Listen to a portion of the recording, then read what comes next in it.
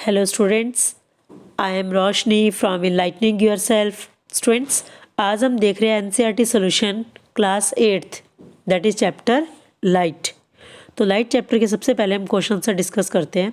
तो first question है students light से रिलेटेड कि अगर हम डार्क रूम में हैं तो क्या हम उस रूम के ऑब्जेक्ट्स को देख सकते हैं, और क्या उस रूम के बाहर आप ऑब्जेक्ट्स को देख सकते हो। तो देखो, रूम के अंदर हम ऑब्जेक्ट्स को नहीं देख सकते। उसका रीज़न क्या है? क्योंकि अंदर क्या है बेटा, डार्क है, और डार्क रूम में जब तक लाइट किसी चीज़ पे टकरा के हमारे आइज़ पे नहीं गिरेगी तब तक हम उस ऑब्जेक्ट को देख ही नहीं सकते। सो रूम के अंदर हम ऑब्जेक्ट्स को नहीं देख सकते, लेकिन रूम के बाहर नंबर 1 कंडीशन, अगर रूम के बाहर डार्कनेस नहीं है, क्या है वहाँ पे, बिल्कुल ब्राइट लाइट अगर वहाँ पे है तो क्या होगा, हम ऑब्जेक्ट्स को इजीली देख सकते हैं। So because out of the room क्या लाइट इज़ अवेलेबल। अगर आउट ऑफ द रूम भी लाइट अवेलेबल नहीं है तो हम आउट ऑफ द रूम भी नहीं देख सकते, बाहर भी तो कोई चीज़ दिखाई नहीं देगी। ठीक है, अगर आउट ऑफ द रूम क्या है, लाइट है, तो and the ray of light can enter our eyes and after reflection what we will do, we can see the objects. सीधा सा क्या मतलब हुआ बेटा, अगर कहीं पे भी अंधेरा होगा तो हम वहाँ पे चीज़ें देख नहीं सकते, चाहे वो घर के अंदर हो बाहर हो। लेकिन जहाँ पे अंधेरा नहीं होगा वहाँ की चीज़ें आप देख सकते हो, क्योंकि वहाँ पे लाइट जिस ऑब्जेक्ट पे गिरेगी वो लाइट, ठीक है, after reflection from the object, जब वो हमारे ऊपर आइस पे आके टकराएगी then we will able to see that object. अब नेक्स्ट क्वेश्चन है स्टूडेंट्स, रिफ्लेक्शन और डिफ्यूज रिफ्लेक्शन में क्या डिफरेंस है। तो सबसे पहले हमें पता चलना चाहिए कि रेगुलर रिफ्लेक्शन में कहाँ पे होता है, स्मूथ और शाइनिंग सरफेसेस पे होता है। डिफ्यूज रिफ्लेक्शन कहाँ होता है स्टूडेंट्स, रफ सरफेस पे। दूसरा क्वेश्चन है, रेगुलर रिफ्लेक्शन में क्या होगा, जो रेज होगी, रिफ्लेक्टेड रेज क्या होगी, हमेशा पैरेलल, और यहाँ पे रिफ्लेक्टेड रेज क्या होगा, पैरेलल नहीं होगी, या डिफरेंट डायरेक्शन में जाएगी। और थर्ड क्या है, एक और पॉइंट अगर बताऊँ, आप लिखना चाहते हो तो लिख सकते हो। रेगुलर रिफ्लेक्शन में क्या होगा, जो इमेज बनेगी ना वो क्लियरली बनेगी इमेज, लेकिन अगर डिफ्यूज रिफ्लेक्शन है स्टूडेंट्स, या तो इमेज बन नहीं रही है, और अगर इमेज बनती है तो बिल्कुल वो धुंधली सी होगी, क्लियर इमेज नहीं होगी। नेक्स्ट देखो स्टूडेंट्स, हमें ये बताना है इस क्वेश्चन में, क्वेश्चन नंबर 3 में, कि कौन कौन सी चीज़ इसमें रेगुलर रिफ्लेक्शन और किस में डिफ्यूज्ड है। तो सबसे पहले देखो स्टूडेंट्स, ये पॉलिश्ड है, तो यहाँ जो चीज़ पॉलिश सरफेस है किसी की, तो वहाँ पे क्या होगा, रेगुलर। चौक क्या है, पाउडर, पॉलिश नहीं है, तो इसका मतलब डिफ्यूज्ड। सी में कार्डबोर्ड में भी क्या होगा, सरफेस रफ सी होती है, तो डिफ्यूज्ड। मार्बल का फ्लोर, वहाँ पे जहाँ पे पानी गिरा हुआ है स्टूडेंट यहाँ पे, तो वो क्या होगा, रेगुलर रिफ्लेक्शन। मिरर के अंदर भी रेगुलर रिफ्लेक्शन। लेकिन पीस ऑफ पेपर, कागज़ की सरफेस को हम कैसी मानते हैं स्टूडेंट्स, पेपर को थोड़ा रफ मानते हैं, इसलिए वहाँ पे क्या होगा, डिफ्यूज रिफ्लेक्शन। तो ये सभी का यहाँ पे एक्सप्लेनेशन क्लियरली दे रखी है, ये सारे पॉइंट्स जो 6 के 6 मैंने पॉइंट्स करवा रखे हैं सभी की, कि इसकी रिफ्लेक्शन, जैसे लास्ट अब हम पढ़कर आए हैं पेपर, तो वहाँ पे क्या होगा, डिफ्यूज रिफ्लेक्शन होगा, because surface is rough. Mirror, 5th point में हमने क्या पढ़ा था, मिरर, तो रेगुलर रिफ्लेक्शन होगी, क्यों, surface is plane and polished. तो इस तरीके से सारे क्वेश्चन सही है। नेक्स्ट क्वेश्चन है स्टूडेंट्स, लॉज ऑफ रिफ्लेक्शन। हमें मालूम है 2 लॉज आर रिफ्लेक्शन के। फर्स्ट लॉ क्या कहता है, the incident ray, normal and reflected ray सभी कहाँ लाई करती है, सेम प्लेन पे। सेकंड क्या कहता है, द एंगल ऑफ इंसिडेंस किसके इक्वल है, एंगल ऑफ रिफ्लेक्शन के। मतलब क्या लिख सकते हैं हम, angle I is equal to angle R, ये सेकंड पॉइंट का मतलब हुआ। देन क्वेश्चन नंबर 5 स्टूडेंट्स, इसको मैंने यहाँ पे लिख के दे दिया, लेकिन आप अपनी लैंग्वेज में भी लिख सकते हो स्टूडेंट्स इसको। अब हमें मालूम है एक एक्टिविटी से ये देखना है कि इंसिडेंट रे, रिफ्लेक्टेड रे और नॉर्मल सभी एक पॉइंट पे लाई करती है। तो यहाँ पे देखो स्टूडेंट्स, जैसे ही टॉर्च की लाइट, ये हमने क्या ले रखा, पूरा एक प्लेन पेपर है, और इसके ऊपर ये मिरर क्या है, यहाँ पे ये साइड में जो मिरर है स्टूडेंट, ये खड़ा कर रखा है हमने प्लेन पेपर के ऊपर। आपकी बुक में भी एक्टिविटी दिखा रखी है। और जैसे ही इसको अपनी ये स्टैंड सा ले रखा है, इसमें मिरर स्टैंड सा हो गया, जिसकी वजह से इसको हमने होल्ड कर रखा है। अब यहाँ से टॉर्च से एक लाइट हम छोटा सा होल बना देंगे, उसमें से एक सिंगल लाइट पास होगी। तो यार टॉर्च से जैसे ही ये लाइट रेस, ये बॉक्स एक बना दिया, इस बॉक्स के अंदर हमने टॉर्च रख दिया, उसमें छोटा सा होल कर दिया। तो यहाँ जो लाइट टकराती है मिरर से वो कौन सी होगी स्टूडेंट्स, इंसिडेंट। और जो टकरा के वापस आती है वो कौन सी होगी, रिफ्लेक्टेड। और ये बीच में परपेंडिकुलर जो हमने बनाया वो गया नॉर्मल। तो ये फोल्डेड पेपर है। तो यहाँ पे हम क्या देख रहे हैं, जो फोल्डेड पोर्शन है ना उसको हम ओरिजिनल पोजीशन पे लेकर आए हैं। तो reflected ray of light is again seen on the page. तो ये जो पेज है यहाँ पे देखो, इस पेज को यहाँ पे फोल्ड कर रखा है हमने, यहाँ पे ये फोल्ड कर रखा है ना स्टूडेंट, ये दिख रहा है इजीली आपको। तो यहाँ पे हमने इसको फोल्ड कर रखा है, फोल्ड करा हुआ होगा तो ये हमें मिरर में दिखाई देगी। अगर इसको हम नॉर्मल पोजीशन पे ले ऐसे ओपन पेपर कर देंगे तो ये हमें क्लियरली दिखाई नहीं देगी। तो इसका मतलब क्या है, ये एक ही प्लेन पे कि इंसिडेंट रे, रिफ्लेक्टेड रे और नॉर्मल सभी एक प्लेन पर ही लाई करती है।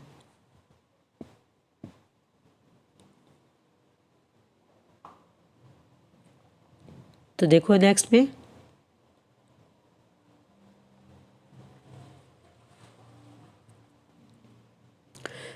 तो ये वाला पॉइंट्स यहाँ पे ध्यान दे लेना इसमें। You will observe that the reflected ray is not seen in the folded portion of the chart paper.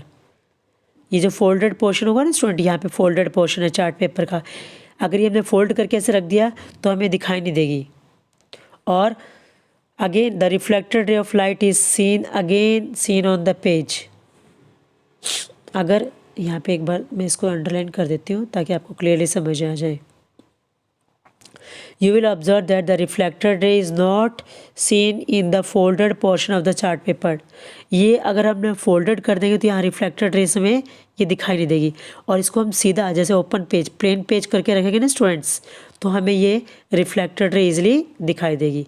इसका मतलब अगर ये प्लेन सेम अगर हम उसको रखते हैं प्लेन पर तो हमें सारी रेस दिखाई दे रही है, लेकिन अगर वो प्लेन सेम प्लेन नहीं होगा तो वहाँ पे रिफ्लेक्टेड रेस शो नहीं करेगी।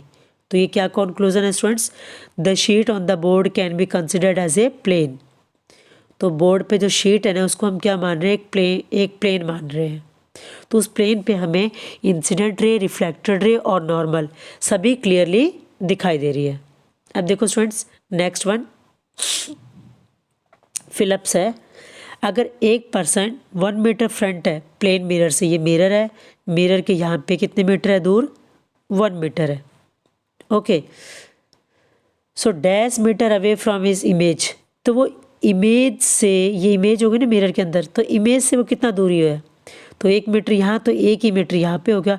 तो इमेज से कितनी दूर हो गया ये ऑब्जेक्ट, टोटल 2। तो यहाँ कितना आना चाहिए, 2 मीटर। नेक्स्ट देखो, if you touch your dash ear with a right hand.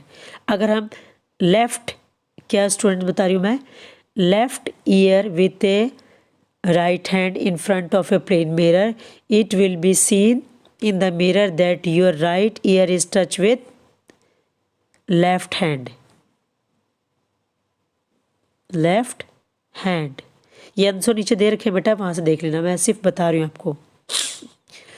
The size of the pupil become, क्या होगा साइज़ का, when you see in the dim light. Dim light में देखोगे तो पीपल का साइज़ क्या हो जाएगा स्टूडेंट्स, बिगर लिख दो, इन लार्ज लिख दो, कुछ भी लिख दो, बड़ा होगा बस।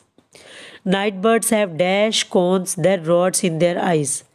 नाइट बर्ड्स हैव कोन्स, क्या होंगे, ज़्यादा होंगे या कम, less cones than rods in their eyes. Cones में नंबर ऑफ जो कोन्स सेल्स होंगे वो कम होंगे। नेक्स्ट देखो स्टूडेंट्स, सो ये फिलिप्स के सारे आंसर यहाँ पे है। फर्स्ट में 2, सेकंड में लेफ्ट हैंड, थर्ड में लार्जर, फोर्थ में लेसर देन। अब देखो students 1 MCQs, the angle of incidence is equal to the angle of reflection. क्या हमेशा होता है या कभी कभार होता है, ये चीज़ हमेशा होगी बेटा, ऑलवेज, ठीक है। नेक्स्ट है 8th question, image form by a plane mirror. Plane mirror हमेशा कैसी इमेज बनाता है? Virtual. Number 2 behind the mirror. और थर्ड क्या होगा बेटा? Same size of the object. ये 3 कंडीशन मिलेगी। वर्चुअल इमेज बनाएगा, मिरर के बिहाइंड में होगी इमेज, सेम साइज पे होगी, और दूसरा क्या हो सकता है? इरेक्ट। इरेक्ट इमेज कैसी होगी? इरेक्ट। अच्छा, ये कैलेडोस्कोप का मैं वहाँ पे समझा चुकी थी, यहाँ पे समझाने की ज़रूरत नहीं है, मैंने पूरा कर रखा है यहाँ पे। आप इसको देख के इजीली कर सकते हो क्योंकि वीडियो में पूरी एक्सप्लेनेशन कर रखी है, तो आपको पता होना चाहिए। ये देखो, एक ये सिलेंड्रिकल शेप में एक मिरर हो गया, दूसरा आपको दिख नहीं रहा उस साइड हो गया, तीसरा सिलेंड्रिकल में ये दिख रहा है ना, ये रहा यहाँ पर ऐसे। तो ये 3 मिरर आपस में क्या है? 60। ये देखो यहाँ पे 60 डिग्री पे, ये 60 डिग्री पे और ये 60 पे, आपस में 3 ऐसे ट्रायंगल सा बन जाएगा अंदर की साइड। और यहाँ पे भी एक मिरर लगा के, और ऊपर साइड में देखो बेटा, ये छोटा सा होल कर दिया आपने देखने के लिए। तो इस तरीके से ये तीनों मिरर चिपका के आप इस तरीके से बाहर भी लगा सकते हो इसके, या इसके चारों तरफ आप इसके ऊपर भी ऐसे चिपका सकते हो, इस तरीके से भी कर सकते हो, इस तरीके से। सो अब आप देखो,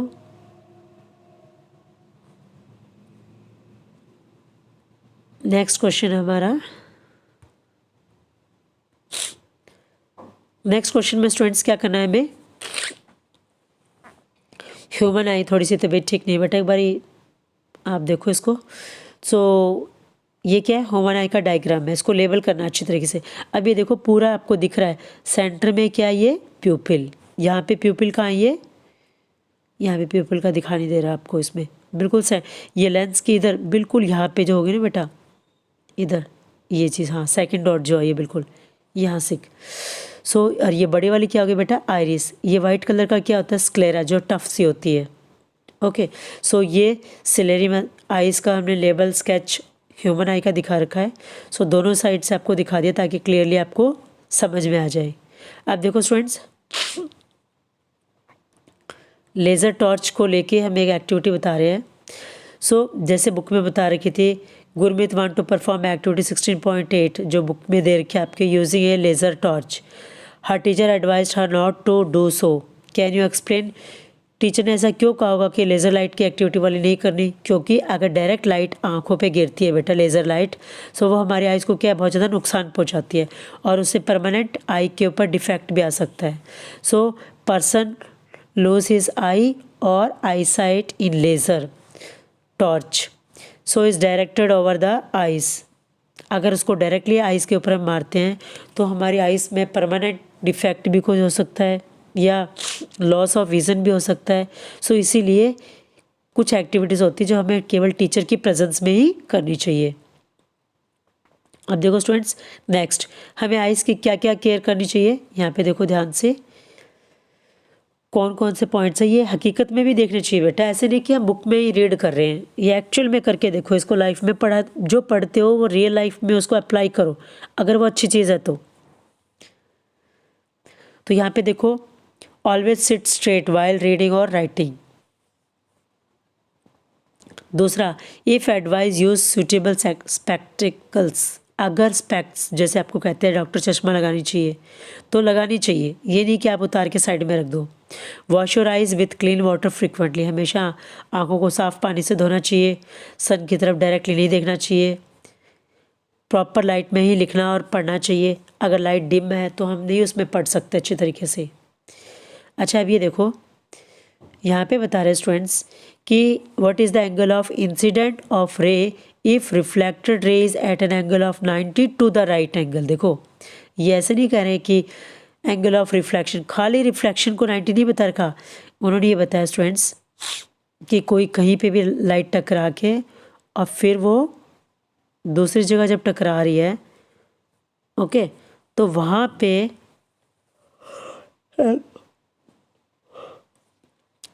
यस, तो जो लाइट टकरा के और वो जो निकल रही है ना स्टूडेंट्स, वो टोटल कितने की है? यहाँ से लाइट आई और टकरा के जो निकली है वो टोटल इन्होंने 90 बताई है। कितनी बताई है? टोटल 90 कि लाइट जो टकरा के इंसिडेंट से रिफ्लेक्शन पर, ये बता रखा ना यहाँ पे। if the reflected ray is at an angle of 90 to the right ray, to the incident ray. सो यहाँ से यहाँ तक का टोटल कितना बताया इन्होंने 90. तो angle of what is the angle of incidence, angle of incidence, तो कोई कुछ स्टूडेंट्स इसमें मिस्टेक क्या करेंगे कि एंगल ऑफ रिफ्लेक्शन 90 है तो एंगल ऑफ इंसिडेंस भी 90 लेंगे. जी नहीं बेटा, ये टोटल जो लाइट आई टकराई और फिर ये निकल गई, तो टोटल यहाँ से लेकर ये टोटल एंगल हुआ 90. तो हम इसको बीच से इसमें नॉर्मल ड्रॉ कर देते हैं. नॉर्मल ड्रॉ करेंगे तो एंगल ऑफ इंसिडेंस कितना आ गया, हमें मालूम है कि एंगल ऑफ इंसिडेंस इसका इस पूरे का क्या होगा, आधा होता है. तो ये आ गया 45.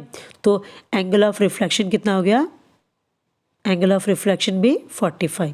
क्यों, क्योंकि ये एंगल इंसिडेंस कहाँ से स्टार्ट होता है, देखो यहाँ से ये एंगल ऑफ इंसिडेंस, और एंगल ऑफ रिफ्लेक्शन कहाँ से होगा, यहाँ से यहाँ तक. ठीक है. सो ये इस तरीके से पूरा इसको एक्सप्लेन कर रखा है.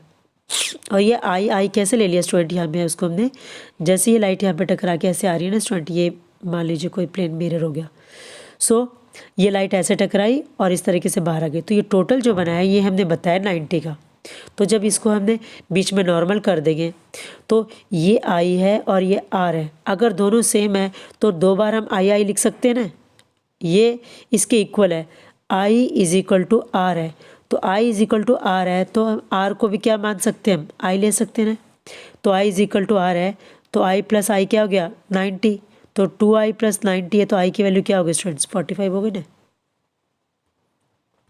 अब देखो, और इसके कुछ क्वेश्चंस की एक्टिविटीज़ आप खुद करके देखोगे पहले और फिर मैं उसको एक्सप्लेन करूँगी.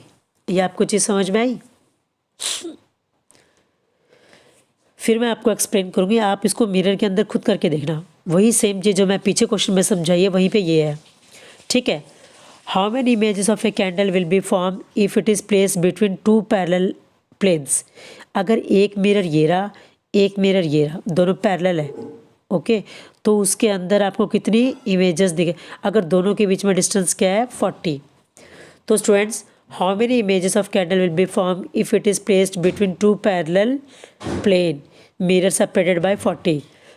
अगर यहाँ पे हमने मिरर एक कैंडल रख लेते हैं तो देखो इसकी इमेज यहाँ बनेगी, जो इमेज यहाँ बनेगी वो यहाँ बनेगी, जो यहाँ बनेगी वो फिर यहाँ भी बनेगी, जो यहाँ बन अब यहाँ 3 बन गई तो यहाँ भी 3 बन जाएगी.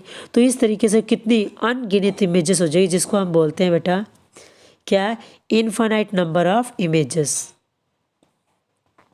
आप दो मिरर के बीच में कैंडल रख के देखना आपको कितनी इमेजेस दिखाई देगी. दो मिरर दोनों को क्या है 180 पे रखना, एक दूसरे के सामने पैरेलल.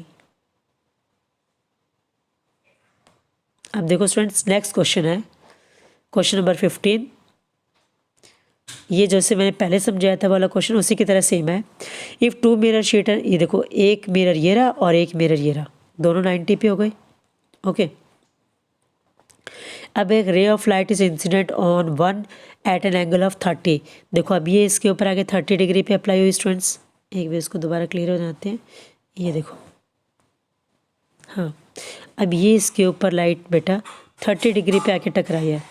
अब इससे ये जो टकरा के दूसरे मिरर पे टकराएगी तो इस इंसिडेंट के बाद ये जो होगी ये कितनी होगी, जो क्योंकि ये तो इंसिडेंट रे होगी, जो टकरा के बाहर निकलती है वो कौन सी होती है स्टूडेंट्स, रिफ्लेक्टेड रे होती है. तो रिफ्लेक्टेड रे कितनी होगी, यहाँ आई अगर 30 है तो आर भी क्या होगा स्टूडेंट्स 30 हो गया. अब देखो ये तो सारी चीज़ थी इस मिरर के लिए. अब इन्होंने two mirrors draw the reflected ray from the second mirror से रिफ्लेक्टेड रे बनानी है. तो ये इंसिडेंट है, ये रिफ्लेक्टेड है. अब देखो इस मिरर पे अगर कोई लाइट टकरा रही है तो उसको हम क्या मानेंगे, इंसिडेंट मानेंगे ना. तो इस मिरर पे देखो, इस मिरर पे ये लाइट आके टकरा रही है, तो ये लाइट जो आके टकरा रही है ना स्टूडेंट्स, इसको हम कहेंगे, देखो ये लाइट इस पे आके टकराई. अब थोड़ी देर के लिए आप इसको भूल जाओ कि ये कोई लाइट थी, आप इस मिरर को भी भूल जाओ. हम सीधा क्या सोचेंगे, ये लाइट आके सीधे इस पे टकरा रही है. ठीक है. तो आपके लिए ये कौन सी स्टूडेंट जो लाइट आके टकराती है वो इंसिडेंट होती है ना. तो जिस एंगल पे वो टकराई है उसी एंगल से क्या होगी, वो रिफ्लेक्ट होगी। अगर जिस एंगल पे आके टकराई है उसी एंगल पे वो रिफ्लेक्ट होगी। तो यहाँ देखो, अब आपको समझ आ गया ना, ये इंसिडेंट रे हुई और ये रिफ्लेक्टेड हुई। तो यहाँ पे देखो स्टूडेंट्स, अब ये आके टकराई थी ये 30 और टोटल यहाँ पे, तो ये टोटल एंगल कितना हुआ स्टूडेंट्स, टोटल 60 हुआ। तो इसका मतलब ये भी आके टकराई थी, वो कौन सा होगा, 60 पे। यहाँ पे ये भी कितना टकराएगी बेटा, 60 पे टकराएगी, ठीक है। और 60, ये टोटल 60 बना, 60 पे टकराई है, एंगल ऑफ इंसिडेंस 60 पे हुआ, तो एंगल ऑफ रिफ्लेक्शन भी क्या होगा बेटा, 60 डिग्री से ही बाहर होगा। तो इसका मतलब आई 60 होगा, तो आर भी क्या हो गया, 60 डिग्री हो गया। ये यहाँ पे आपको समझा रखा है। तो ये 30 डिग्री पे यहाँ पे आई, तो 30 और 30 कितना, टोटल 60। तो ये इंसिडेंट रे हो गई इस मिरर के लिए। तो 60 पे टकराई है, तो 60 पे ही आगे रिफ्लेक्ट होगी। तो यहाँ पे टोटल देखो कितना आ गया, ये इन दोनों का हाफ हाफ। सो एंगल आई और ये आर। अब देखो स्टूडेंट्स, इस क्वेश्चन को आप तभी कर सकते हो जब आप इसको मिरर के अंदर देखोगे। तो मान लीजिए बूझो stand at a just on the side of the plane mirror. ये मिरर यहाँ तक है देखो, अब बूझो यहाँ खड़ी है, ठीक है। Can he see himself in the mirror, क्या मिरर में वो खुद को देख सकती है? मिरर में तो आप देख ही नहीं सकती वो खुद को, क्यों? क्योंकि मिरर से तो साइड में खड़ी है। अच्छा, अब देखो क्या वो पी क्यू और आर को देख सकती है? पी क्यू आर, अब देखो पी मिरर के सामने है इसलिए देख सकती है, क्यू भी क्या है, मिरर ये सामने इसकी लाइट टकरा के ये क्या है, इसको दिख रही है। लेकिन आर क्या है बेटा, मिरर के बिल्कुल सामने, बिल्कुल कहीं पे भी नहीं आ रहा, इसलिए आर को वो नहीं देख सकती है। देखो जिसकी ऑब्जेक्ट की, क्योंकि ये इसको जब ये लाइट इसे टकरा रही है, देखो ये लाइट इधर टकराएगी तो ये इधर जाके इसको दिखाई भी देगी, ठीक है। इसी तरीके से यहाँ पे क्यू है, तो क्यू की लाइट जैसे गिर रही है, गिर के टकरा रही है यहाँ पे, तो क्यू भी दिखाई देगा इसको, लेकिन आर इसको दिखाई नहीं देगा। ये पी क्यू आर सपोज कर लो 3 कैंडल्स है, आप एक पी क्यू यार अपने ब्रदर सिस्टर को अभी आप मिरर के सामने खड़ा करके देख सकते हो कि कौन सा दिखाई देगा और कौन सा दिखाई नहीं देगा, ठीक है। तो इसलिए आप सबसे पहले इसको इजीली वहाँ पे चेक करो। नेक्स्ट में देखो स्टूडेंट्स, ये भी सेम क्वेश्चन उसी तरीके से,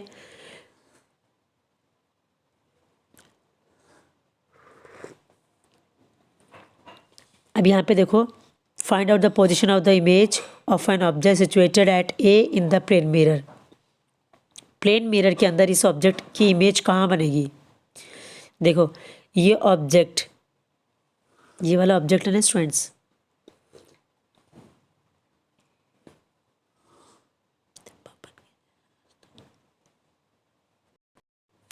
ये स्टूडेंट्स अब देखो बेटा कि क्या पहली, देखो ए की इमेज कहाँ बनेगी? ए की इमेज बनेगी यहाँ पे, क्योंकि जहाँ पे ये लाइट मिरर पे देखो इमेज से क्या होगा, जहाँ पे भी ये लाइट वापस, जो 2 लाइट है ना, जो ये लाइट जो रेज़ आ रही है, जो रेज़ बेटा हम और ये एक इमेजिनरी रेज़ मानते हैं, ये रेज़ जहाँ जाके टकराएगी ना वहाँ पे जाके इमेज बनती है। तो इमेज वाला कॉन्सेप्ट अगर हम देखते हैं तो ये 10th क्लास में हम इसको अच्छे तरीके से डिटेल स्टडी कर पाते हैं, वहीं पे हमें क्लियर समझ आएगा। अभी तो सिर्फ आपको, क्योंकि हम इसके बारे में कुछ बता ही नहीं रहे, कर्वेचर, फोकस, ये सब चीज़ें एक्सप्लेनेशन हो नहीं सकती अकॉर्डिंग टू योर लेवल। सो इतना याद रख लो कि जहाँ पे ये लाइट जो रेज़ है टकरा के मिलती है ना बेटा, तो जिस पॉइंट पे मिलेगी वहाँ पे इमेज बनती है। तो यहाँ पे देखो, अच्छा दूसरी चीज़, क्या इस ए वाली इमेज को पहली देख सकती है? यस, पहली देख सकती है। दूसरा देखो स्टूडेंट्स, यहाँ पे दूसरा देखो यहाँ पे कि हाँ, कि क्या इसको बूझो इस इमेज को देख सकती है? यस, बूझो भी देख सकती है। तो इसलिए the image of object A will not be move as the object is not moving. अगर ये मूव होती है तो इमेज मूव होती दिखती है, अगर ये इमेज स्टॉप है तो इसलिए इमेज कैसे बेटा, स्टॉप ही दिखेगी। ओके, सो ये वाला क्वेश्चन आपको क्लियर करा दिया है। तो आई होप ये आपके सारे क्वेश्चन सर हमने कंप्लीट करा दिए। अगर कोई क्वेश्चन आपको नहीं समझ में आए तो आप मुझसे कमेंट बॉक्स में पूछ सकते हो स्टूडेंट्स। सो इस टाइप के क्वेश्चंस सबसे इम्पॉर्टेंट होते हैं, लेकिन आपके लेवल तक के यहाँ तक ज़्यादा इम्पॉर्टेंट है, यहाँ तक कि आपको सारे कॉन्सेप्ट आने चाहिए। सो आज के लिए यहीं पे इतना कंप्लीट करते हैं वीडियो क्वेश्चन आंसर के। So thank you students for watching my videos.